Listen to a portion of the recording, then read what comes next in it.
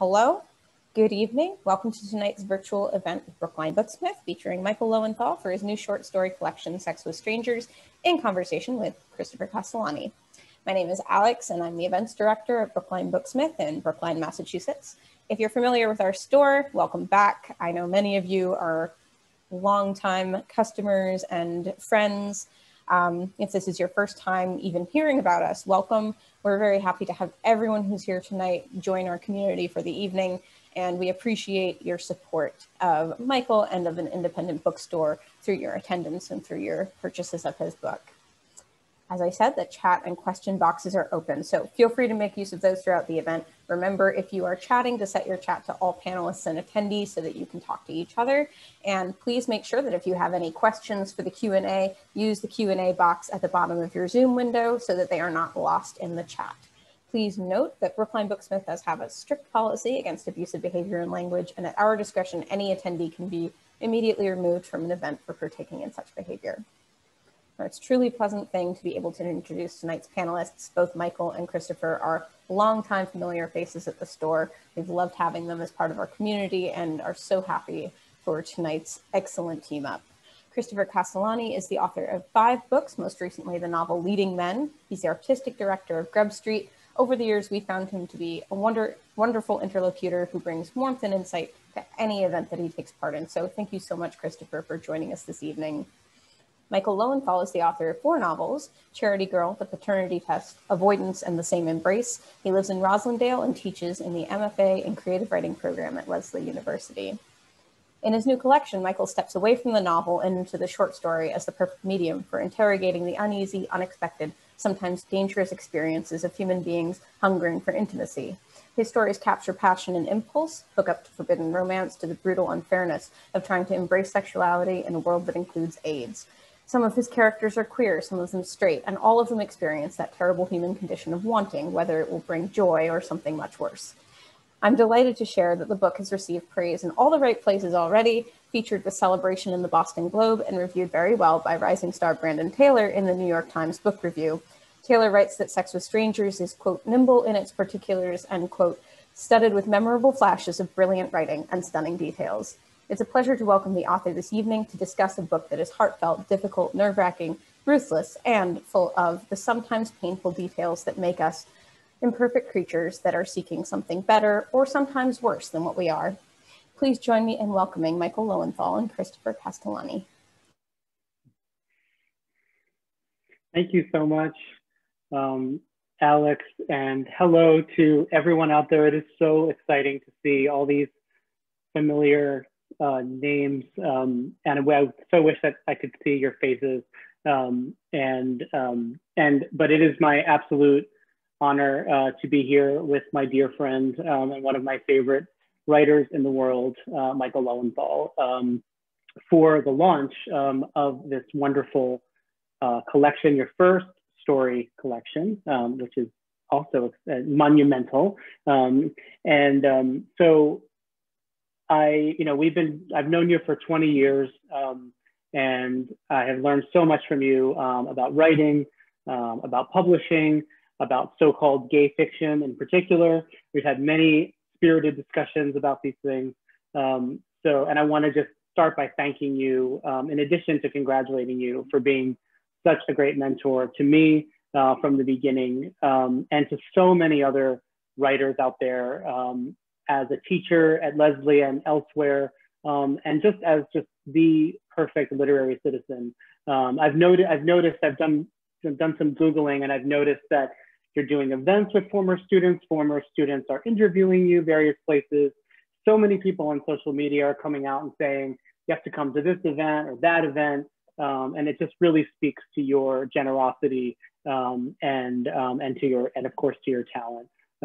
So thank you for that. And of course, thank you for giving us these delicious and provocative stories. I found since reading them that they really have a kind of afterlife. I read them a while ago, and though they have each of them has these very satisfying endings where things come to a close in a very satisfying way and an organic way, they have sort of stuck with me and kept nagging at me. And I feel like that's the hallmark of a great story and a great collection.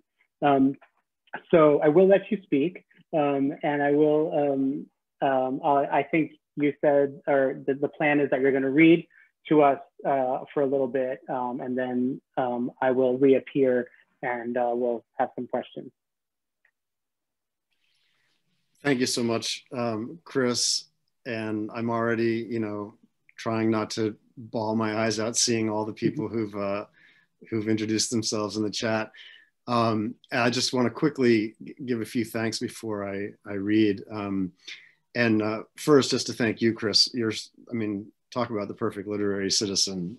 You're so generous to do this. And what you didn't mention to people is that all those conversations we've had about so-called gay fiction and other things, most of them have taken place at the karaoke buffet at Jacques Cabaret in Boston, which of course we can't do in the pandemic. But so the conversations themselves have been wonderful, but the setting has made them even better. I really want to thank Alex and the Booksmith for hosting this launch. The Booksmith is where I've launched each of my previous four books, starting in 1998. And as I'm sure everybody on this event already knows, independent bookstores, like so many other small businesses, have really struggled in the pandemic economy. So please support them. Buy Chris's books, buy everybody's books there. They mail them right to you, or you can pick them up. And finally, excuse me, I just want to particularly thank my family. I know it can't be easy when your son or your brother or your nephew publishes a book called Sex with Strangers, but you've all been super supportive, and I really appreciate that. So I'm just going to read maybe 6 or 7 minutes. And with a story collection, you could start anywhere. There's so many different beginnings you could use, but I'm actually going to start, since this is the launch, at the beginning of the very first story. So I hope that works for everybody. The story is called Overboy. The cab dropped Keith at campus, the club halfway between Harvard and MIT, where students and their admirers congregated. At 19, he'd been a regular, but for years now, he'd disallowed himself the club, self-conscious of his tenure track appearance. A shovel-faced bouncer demanded ID from skittish boys, and Keith recalled from his precocious past the terror of being carded and denied. Had that been less or more unsettling than his current fear of not being carded? Mercifully or mockingly, the bouncer asked for his license. Keith showed it, and the doorman waved him through. A more scrupulous bouncer would have noted that today was Keith's 29th birthday. This morning, shaving, he'd stared glumly into the bathroom mirror. His own reflection had once been a potent masturbation aid, the waifish torso, the glockenspiel abs, but now he was no longer his own type. His stomach wasn't fat, but bereft of definition, as uninspiring as a sea without surf. Hair had begun to emigrate from the home shores of his scalp to the new worlds of neck and shoulder blades. Please, said LaWanda, his endoscopy assistant, when Keith griped about his failing looks. You're not even 30. You're just hitting your prime. It's different when you're gay, Keith insisted. It's like Olympic figure skating. This was February 2002. The very next day, the Salt Lake Games would open. The stars, he said, get younger and younger, and all of us former wonderkins are forced to retire early. Pleased with his quip, he repeated it at his birthday dinner party. Out of the dozen men around the table, just 2 chuckled. We don't all retire, said the horror-struck host, a burly, balding architect named Mitch. Some of us turn pro. Now everybody laughed.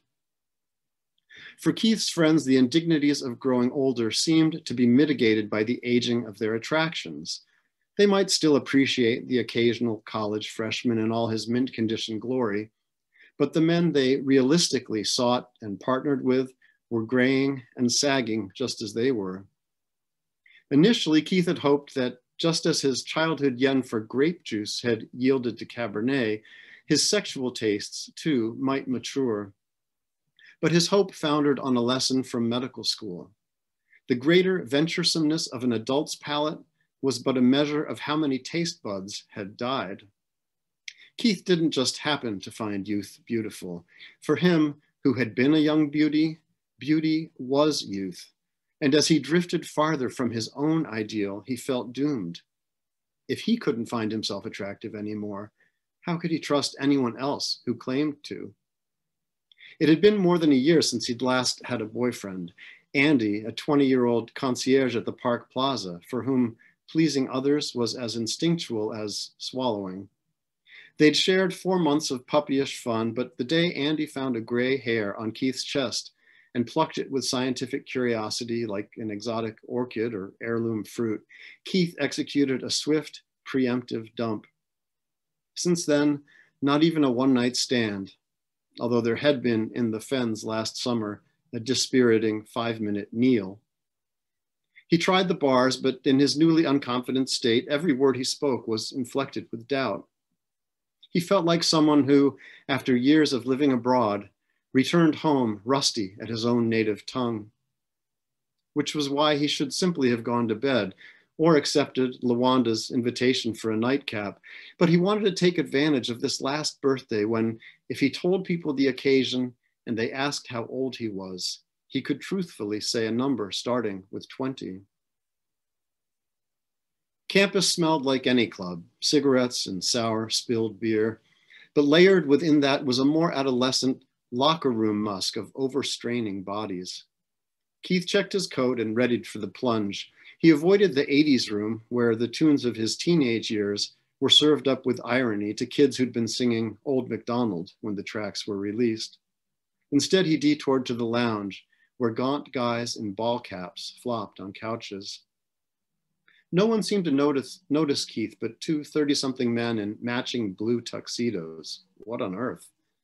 Standing against the wall with starched and benevolent expressions, they could have been chaperones at the senior prom, and they stared as if they knew something about him, something perhaps even he didn't know. Escaping their gaze, he made his way toward the main dance floor through that odd liminal zone of competing sound systems, like the salt point where a freshwater river gives way to sea, and then past it until he was drenched by repetitive house music. The recessed dance floor was surrounded by a railing at which the non-dancing spectators stood, looking variously predatory and afraid. Keith elbowed his way into a spot and tried to affect an expression that split the difference. There must have been a drink special because all along the railing, cups filled with some periwinkle liquid glowed in the pulsing light like hokey, outsized shamanic crystals.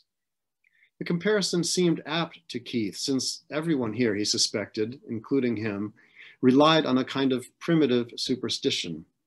If I wear my lucky tank top, the boy gods will smile on me. If I sip my drink, now he'll look back. Beneath the clouds of disco smoke, guys danced with the fervency of a jungle tribe trying to conjure rain. Keith recognized one kid from the days he used to visit here, pre-Andy. The boy had a wide-eyed, just-slapped appearance and a long pharaonic goatee. Keith recalled a previous night of watching the boy, of longing to soothe that ruddy, startled face. But when he looked closer and saw a snail-shaped birthmark beneath the boy's right ear, he realized it was someone else. The generations of club kids succeeded themselves as rapidly as lab mice. He was budging toward the bar when a skinny, shirtless boy pointed at him. The gesture seemed less flirtatious than accusatory. Was he being singled out as too old, an interloper? He pretended he hadn't seen, but again, the boy pointed, so Keith touched his chest and mouthed, "Me?" The boy nodded. Keith felt wooden and ludicrously conspicuous, as though it were he, not the couple in the other room, attired in formal wear. But he sidestepped out amid the throng, using dancers' slippery shoulders for handholds. A billowing thunderhead was released from the smoke machine, and he stumbled with a blind man's halting gait. When the smoke cleared, he was next to the boy, who looked at him with baby seal eyes. His nose was eagerly upward pointing, his blonde hair stringy and dark with sweat. The boy stared at Keith's necklace, a generic silver chain, then touched it reverently, as if expecting it to emit heat or light. Cool necklace, he said. Thanks, said Keith. I like, he searched for a suitably reciprocal compliment, your stomach. But the kid had already rocketed away into another private orbit. Keith stood there, whiplashed with shame and disappointment. Imagine driving to a distant store to use a coupon, only to find that the coupon has expired. You'd feel suckered to pay full price for the item, but would want to buy something so the trip's not a total waste. Keith began to dance. And the story goes on from there, but I will leave it so that I can talk with the wonderful Chris Castellani a little bit more. Oh my gosh, I just want to be like, Keith, dude, you're 29. Come on, you're so lucky. Actually, I got a wonderful note from a friend today saying that she had just read the story and she liked it, but that she's 60 and she wanted to shake him too. Oh my God! And hearing you read it in particular, I just want to be like, stop. I don't know, but I mean, you capture that. I mean, first of all, I don't know. I think what I'm most grateful for you for in this collection isn't just like the wonderful stories overall and all the themes and blah blah blah. Was just like, thank you for taking me back to campus. That bar in Central Square, the site of so many like wonderful experiences, and that kind of anthropological take that you have there, and capturing the insecurity, the self-consciousness, like the music, the different rooms, the lounge. Where were you? Where did you hang out when you went to campus? Were you did you hang out with pool tables like Keith did, or where did you go? Yeah, I was one of the sort of predatory lurkers around the side of the room, probably. I figure. Yeah, and then I finally eventually learned how to get out and dance, and I have great memories of all of that.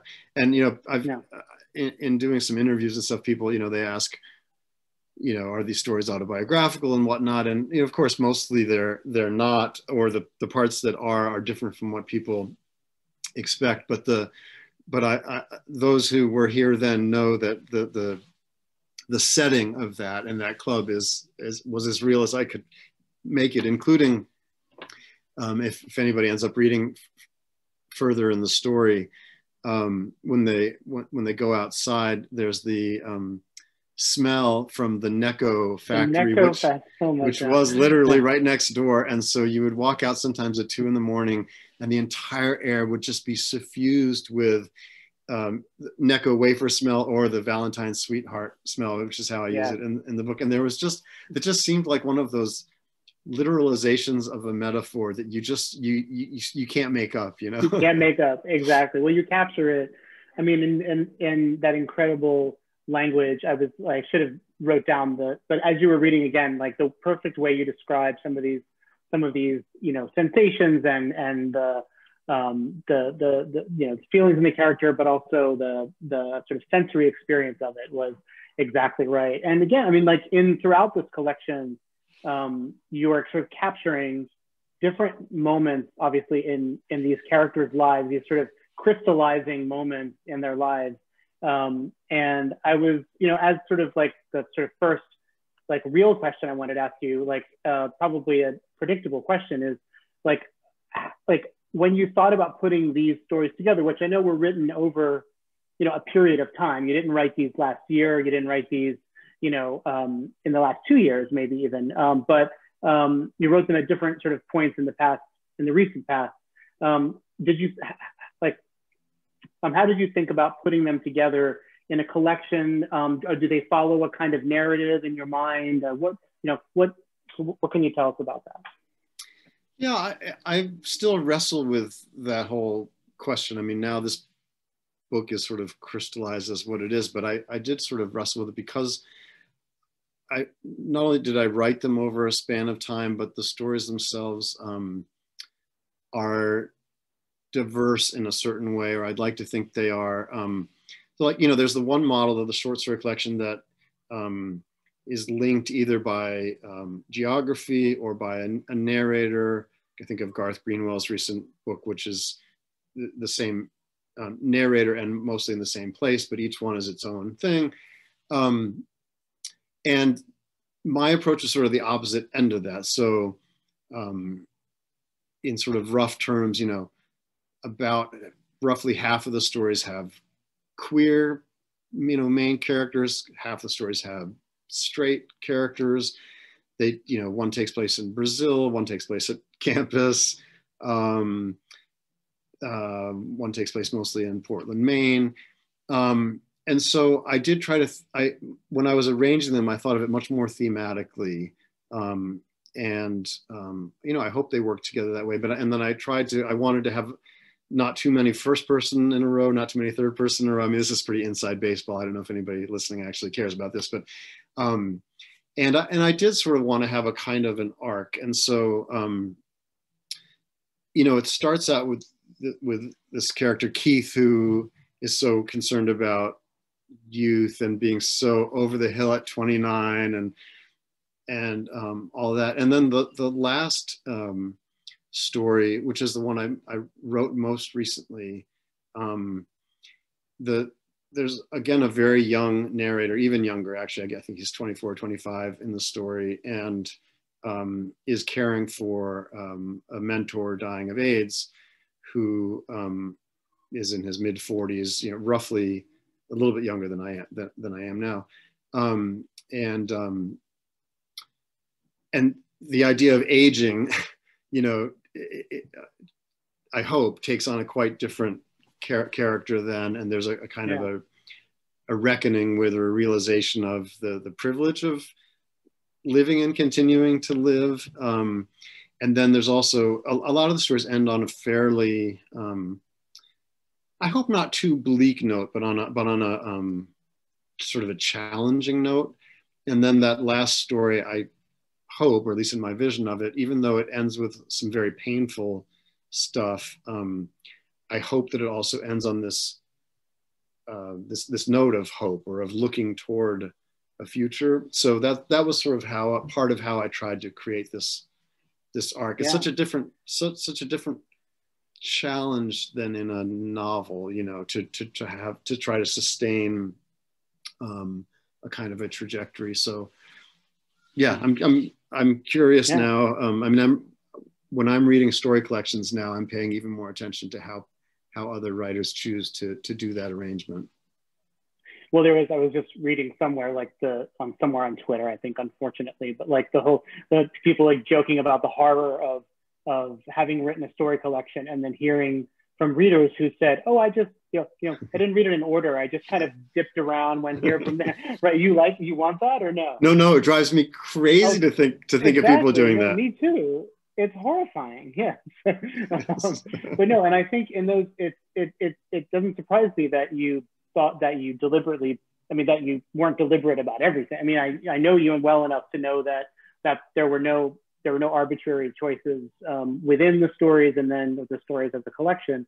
But to think of those two stories in conversation, both about a kind of intergenerational, because what happens at the end of the first story, not to spoil it, but there is a encounter with an, you know, older man, not in any way in the same way as in the final story, but there is a kind of you know, intergenerational connection or conversation that does, you know, is in conversation with the last story. And I also thought of how, like, throughout the collection, there are these characters in kind of various states of self-awareness, and the character Keith seems to be like self-conscious, but not necessarily self-aware. And in fact, that's part of the issue in the end of the story. He sort of knows he should be more self-aware, but and is on the precipice of being self-aware, but isn't. And then by the end of the collection, the character does come to some kind of, for lack of a better word, epiphany. And I think that's true for so many of the stories. It's about people who are kind of have told themselves a story about themselves and are finding that story challenged. And of course, the story that they've told about themselves has like sex and sexual identity is a big part of that, and of course that's where the title, part of where the title comes in. See, this is so great for me, I got to tell you, and useful. I mean, I know you've probably had this experience too when you've launched your amazing novels, and you spend so many years inside it, and you just miss all sorts of stuff. So like this is my first time to really have a real conversation with somebody about it, and you're teaching me all these things about it that I didn't realize. First of all, I love the difference between consciousnness and self-awareness, which I've never heard articulated just like that. But when you were saying that, it made me really think. Like I think of the story where the guy goes to the island in Brazil, and I very much was thinking about the story he has told himself. So he's like an aid worker, helping poor farmers. He's an American white aid worker who goes to this island in Brazil, and he's helping these poor farmers and trying to give them like microloans and whatever, no interest loans. And that his whole career has been built up in terms of that like development work. And he also has an African-American husband. So he thinks he's like all, racially Teflon probably, And then in the story, my whole goal was to have that challenged. And of course it happens through a sexual encounter with some local people who live on the island. So, but I don't, although I knew like emotionally that's what I was doing, but until you articulated just now, I don't think I quite understood that that's what I was doing. Well, it's kind of an amazing thing, right? Yeah, I've had that experience, and I'm sure so many of the writers, I know there are many, many writers in the audience tonight. It's like when you publish your book is when you get to find out what it's about, right? So I wish you good luck on that because of course it reveals. I mean, the process of writing, of course, reveals so much to you. But of course, then now the interactions you'll be having. I know you said you've already heard from some people who've read it. Have there been any?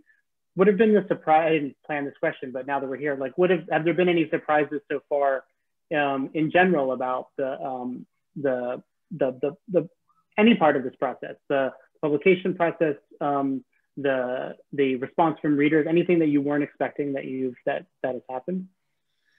I don't know. I mean, it's still awfully early in the process, so I'm just starting to get it. Like a lot of people just got their books in the mail yesterday or whatever. I appreciate them having been pre-ordered. But I mean, one thing I guess I will just say, not even in relation to reactions I'm getting, but a difference that I'm feeling with a story collection, again, as compared to a novel is,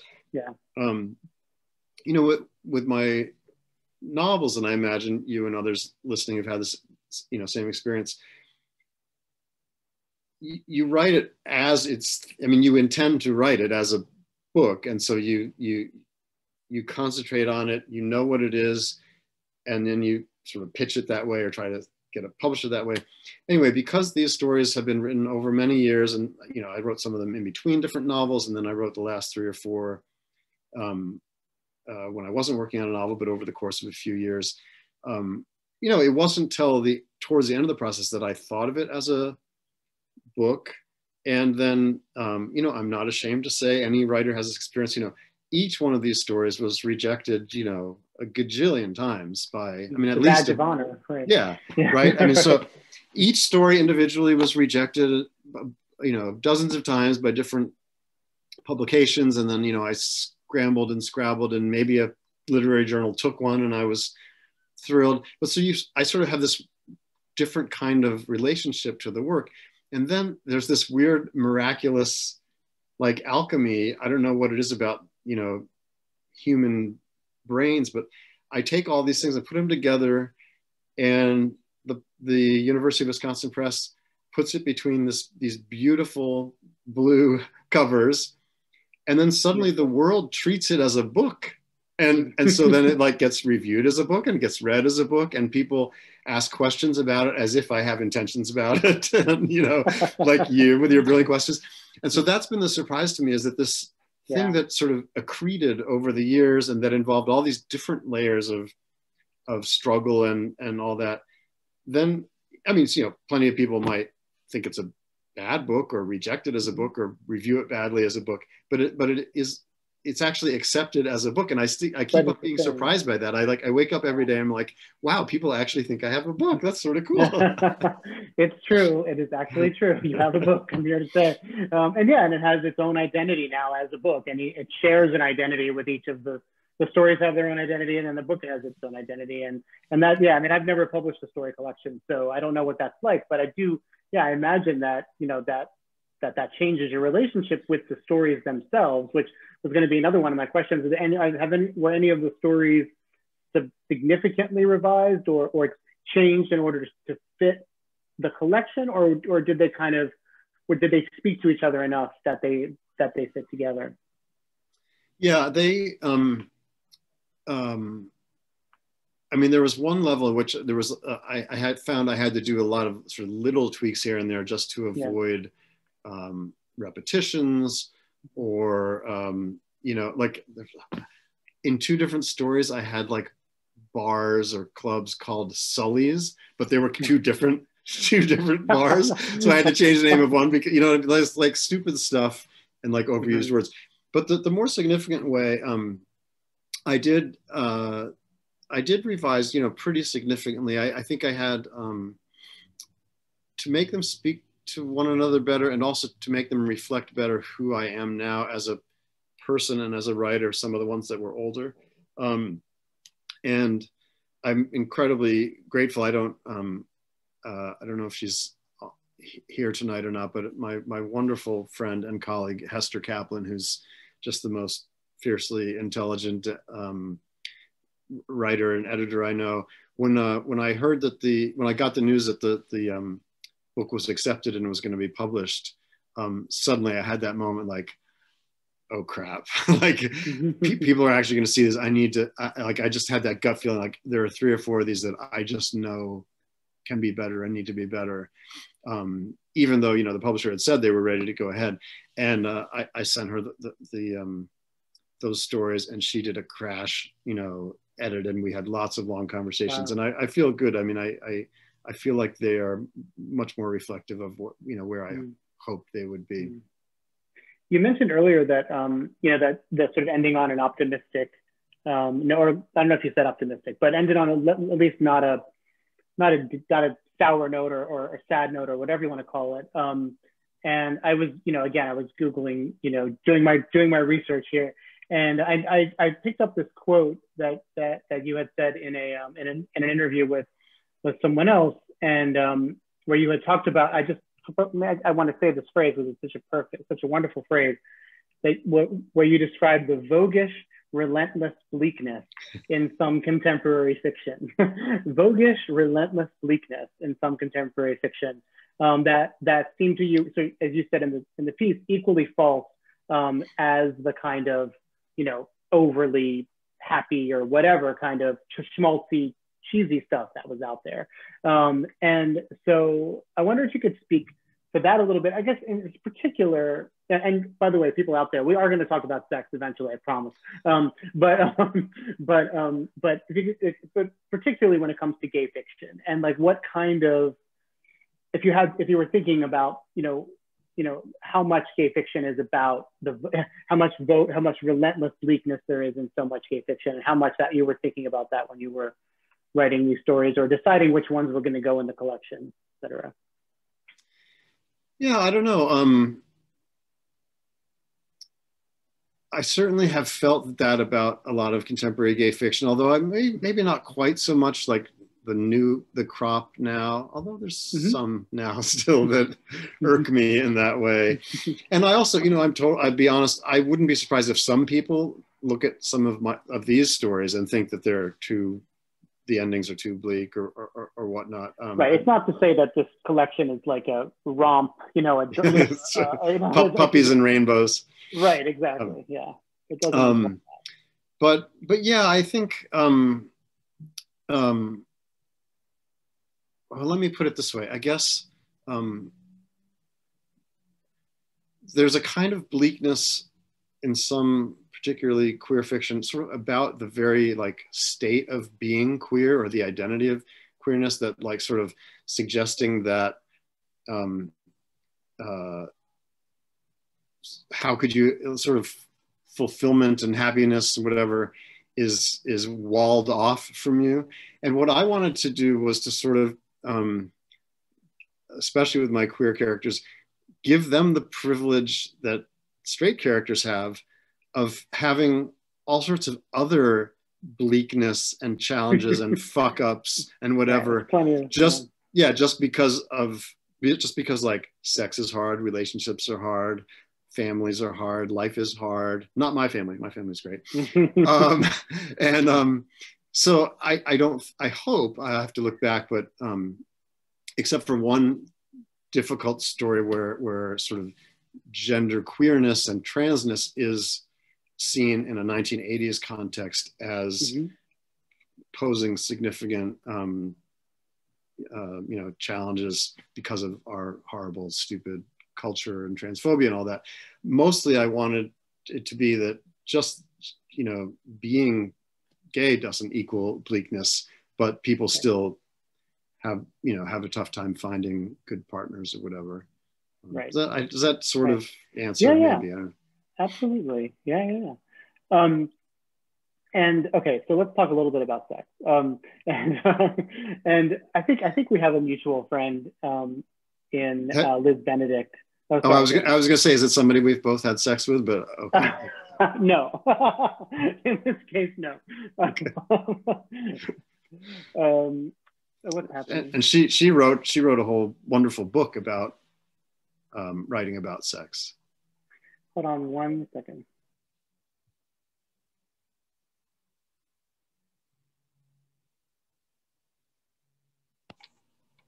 I'm sorry, I was having.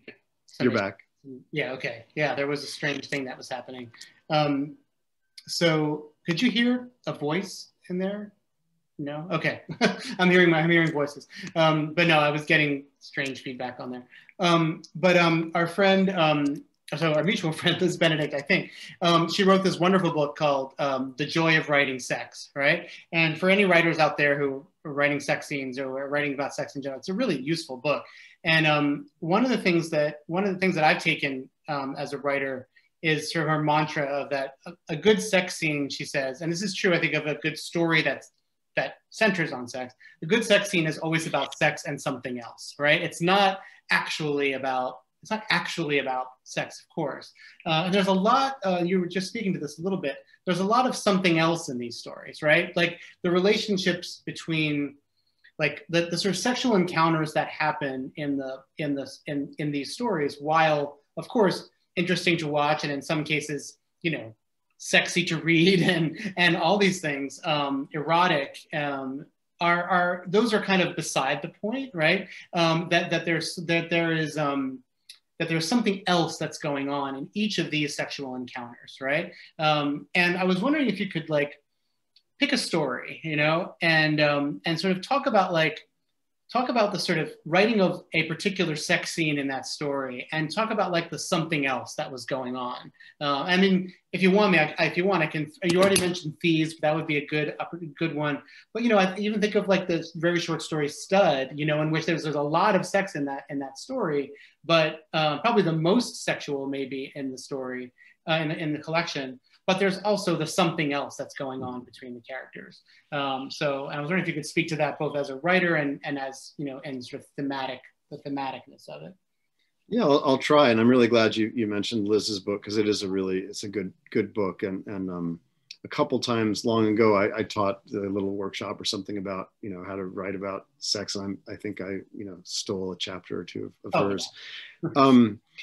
And yeah, I mean, I'll sort of preface it by saying I have sort of two things I keep in mind, I think, foremost. And one is what Liz said and what you just brought up. The second one, and I'll come back to that, but the second one is, they have those bad sex writing awards every year, and there are these sort of howlers, and I think it's a British newspaper or something that does it. And I feel like I'm opening myself up to, I don't know what, by saying this, because I'm sure I have, you know, violated this many times. But whenever I write an act, you know, about the actual act of sex or sex scene, I try to read it with the lens of, if this were taken out of context and put in that yearly article of bad sex writing, how bad would it seem? How much of a howler would it be? And I try to de-howlerize it because, you know, because sex, actual human sex is so absurd, I think. I mean, isn't it? It's like dumb and messy and funny and ludicrous and ridiculous. And so to write about it is hard to not have your writing itself be laughable, you know. I mean, sometimes laughable is the goal. Anyway, so that's one thing. And then the other is, as you said, you know, having it be about something else. So that story Stud, which is probably that and the last one are the two that end on the notes that turn most towards hope. And it's probably is the most like sort of actually sexy story. And I figured I sort of needed at least one. Anyway, sorry. I needed at least one of those in there. So yes, the protagonist, of that is a 17-year-old busboy at a music club, and he's very self-conscious, feels that he is extremely unbeautiful, has been told by people throughout his life that he's awkward looking or unbeautiful. His ears are too big and his nose is too big, and some girl, he thought they were like flirting in high school, and she basically compares him to a Basenji dog. And he hasn't really ever envisioned how he could be the object of desire rather than being the one always, you know, lusting after somebody else. And so when this performer at the music club comes and she sort of takes a shine to him and takes him, I'm spoiling it all, but it's fine.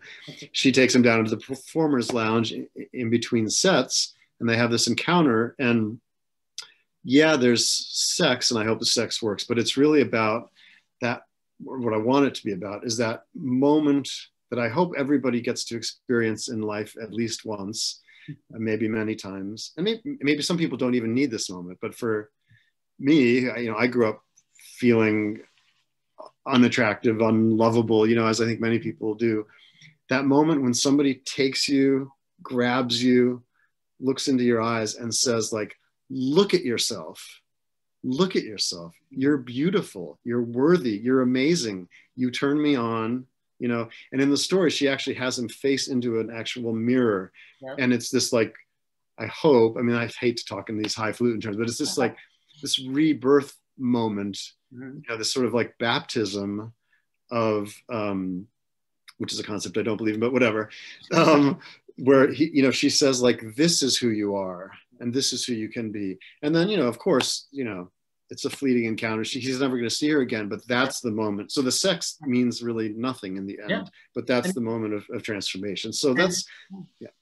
And it takes a stranger in a way to do that for him and for so many people, right? And you know, and you invoked Garth Greenwell earlier, and I think he is somebody who has written a lot about, you know, the incredibly powerful, life-changing experiences that can happen between people through sex, people who don't know each other at all, through sex, and where they may never see each other again, and yet these sort of transformative moments occur. They can be seen for the first time, or in different ways for the first time.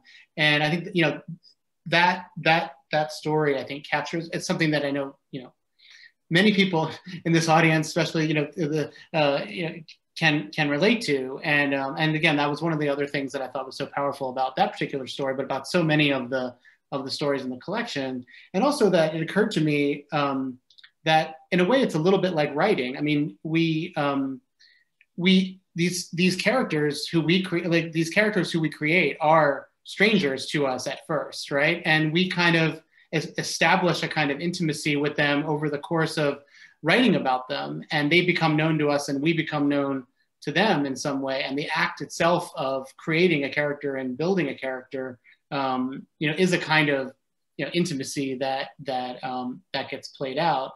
And I think that again, that goes through so much, of this collection. So I want to go, we're believe it or not, we're like already at the Q&A part. And I want to encourage, there are a few questions already in the Q&A, and I want to encourage everyone out there to, if you have questions, to put it in the Q&A box. But I want to start with our dear Vestal, who asked a question. He's referring to he says the part about the dying taste buds in the story, in the part that you read, was powerful. He said, first of all, is it true? And second of all, can you talk about how the dying taste buds might be a metaphor that runs throughout the book? Wow, leave it to Vestal to give me such a tough but good question. If those of you who don't know, Vestal McIntyre is a wonderful writer who wrote a novel called Lake Overturn, and also a wonderful story collection.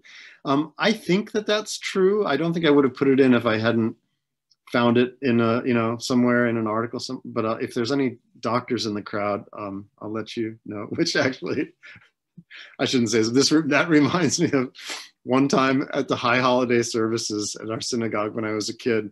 We took a break in the middle of like Yom Kippur service, and some young girl fainted, and somebody ran out onto the steps and said, "Is anybody here a doctor?" And like 75 Jewish men went running in. Anyway, that's neither here nor there.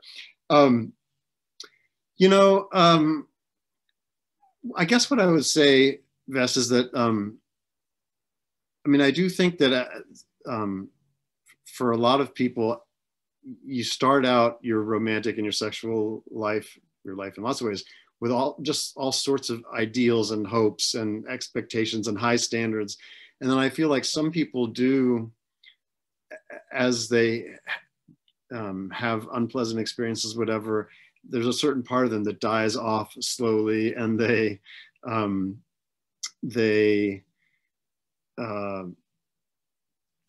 change what they're looking for or what they'll tolerate based on that. I don't know if that makes sense. And of course, I'm such a Pollyanna. I wish everybody would always look for not settle. Do you know what I mean? I don't know if I'm exactly answering the question, but that's what it makes me think of.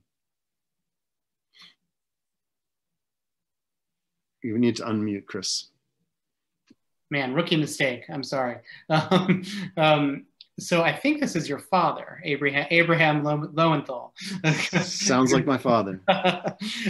Who says, your family appreciates your words and are reading and appreciating the collection. And his question is, how much do you care about reaching readers who have little experience or understanding of the world that you're describing in these sketches? Do you think much about broadening the audience and readership? And I'll just challenge Abraham to say, why doesn't this broaden? Like, what about this isn't broad? I guess I would put that out there to you and to him. Yeah, no, I appreciate that question. And as he knows, because I've said it to him directly, I so appreciate, and I'll use him as a stand-in for, I think, many people, his sort of meeting this book where it is and meeting me where I am. I know it's very different from what he normally reads and what many people normally read. I do care deeply about reaching people who have different sorts of experiences. I know that in my own reading, I read precisely to be introduced to worlds that I don't know and experiences that I don't know. And one of the great joys is recognizing an emotion that I have had in a world that I've never visited. And we talk about this a lot in the MFA program at Lesley, where I teach about whether or not you feel you have to explain to an audience, or whether you hope to make the work such that an audience feels privileged to eavesdrop on it. You know what I mean? And that's more what I'm hoping to go for. So like if I don't know why I think of this, but like if I use the word poppers in the book, which I don't think I do, but one approach would be to say poppers, comma, a drug that some you know, people use to enhance their sexual pleasure, comma, blah, blah, blah. And another way would just say it and let the context explain it, or somebody can Google it if they want. And actually just this afternoon, I was listening to a beloved former student of mine named Celeste Mohammed has her first book coming out next month.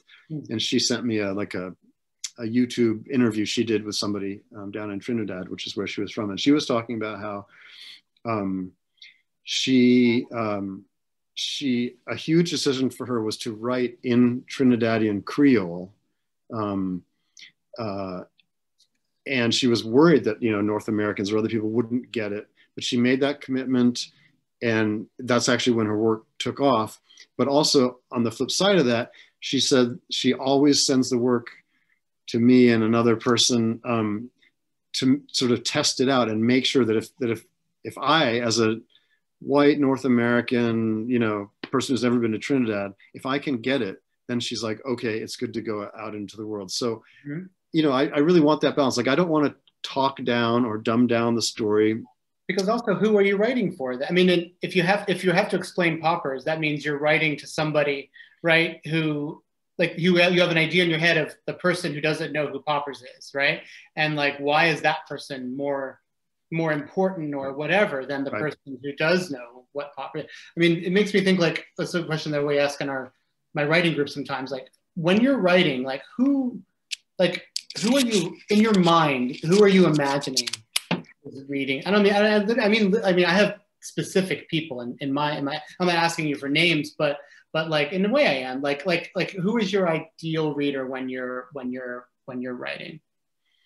No, I do sometimes have specific people who I might not name, although one person sort of safe to name is one of the people who I think had more to do with my sort of learning how to write, even though she wasn't a writer or a writing teacher, or she wasn't a fiction writer, was my professor, Blanche Galfont at Dartmouth. She was a literature professor, and sadly she's no longer with us, but I think of somebody fiercely curious and somebody who challenges what they read, but who also wants nothing more than to love what they read. And I think of her because I was her research assistant also. So I could see her mind when she was looking at a text. So that's somebody who I keep in mind. But yeah, I totally agree with what you're saying, is that when you start creating a hierarchy of readers or valorizing readers of one set or experience over another, that doesn't make sense to me. So I think the thing you have to, the top of the hierarchy is the work, you know, and your own, whatever world you're trying to make vivid. And I would say if you make it vivid enough and specific enough, anybody should be able to connect with it. And even if they occasionally have to Google a word or something, or the next time I write a story and I use the word poppers, I'm just going to have an asterisk, and then at the bottom it's going to say Chris Castellani at gmail.com. You can ask him. Direct all your poppers questions to me. That's hilarious. No, and it's true. Like, we don't, you know, you may not get all the nuance. Like, somebody may not get all the nuances of, you know, but we didn't get all the nuances of books that we have read and loved that had nothing to, and then we love them anyway. And they, as you said before, like the experience translated, you know, to your own, not necessarily to your own direct experience, but you could enter into that experience in a way, even though you're so very far away from it. I think a lot of the questions that people are asking, we've already sort of touched on. At least I wanted to just end, because we're already at 7:57, by just asking you, you know, I know, and it's the worst question, and I'm sorry, but that I had read somewhere that you were working on essays, and I was wondering what you can do in essays that you can't do in your fiction, and what you could do in fiction that you can't do in your. I know it's a big question for you know for 3 minutes, but maybe you can think about maybe what one of the essays is about, and maybe how it has some bearing on this collection. That's a good and very difficult question. And I, because I'm still in the middle of that, I haven't quite brought my mind yet to seeing what I'm doing, you know, the way I'm trying to now learn what I was doing in the stories. Oh, right. But I will say that there's a kind of a challenging of the self, I guess, that to me seems more possible in essays. I mean, I know people do it in fiction, and sometimes people do that brilliant thing where they make the fictional narrator seem like a memoir narrator, and it has that verisimilitude. Those are actually some of my favorite kinds of fictional first-person narratives. But it's the sort of at least for me, somehow it's more natural in memoir essays, whatever, to have that sort of multiple layering of I did this when I was this age, and then when I was this age, I thought that about this, and now I'm here writing about this, and I think that about me then and about me then, and all that layering that sometimes in fiction might get a little bit tiresome. You want to just like, okay, let's just move on with the story. But for me in essays, that is the story a lot of the time. That narrative perspective, the retrospective layers of retrospection, whatever. Yeah. So yeah, I think that's for me sort of the big difference. And I also, I mean, for me, the hugest challenge in fiction is, I mean, in a nonfiction is structure, because the events are the events, the facts are the facts. So it's all about the order in which you choose to tell them. Now, of course, that's the same in fiction, but in fiction, if if you're coming up against a brick wall, you just switch it around and you say that it happened 3 weeks earlier or whatever. And I just find that I actually love the challenge in nonfiction of how to make the trajectory have that shape when the events themselves and the facts themselves very well may not have had that shape. Yeah, that's so beautifully put. Everything you said about the self, you know, and the retrospection, and I will say I can't wait to read those essays, and I've read some of the personal essays that you've written before and loved them.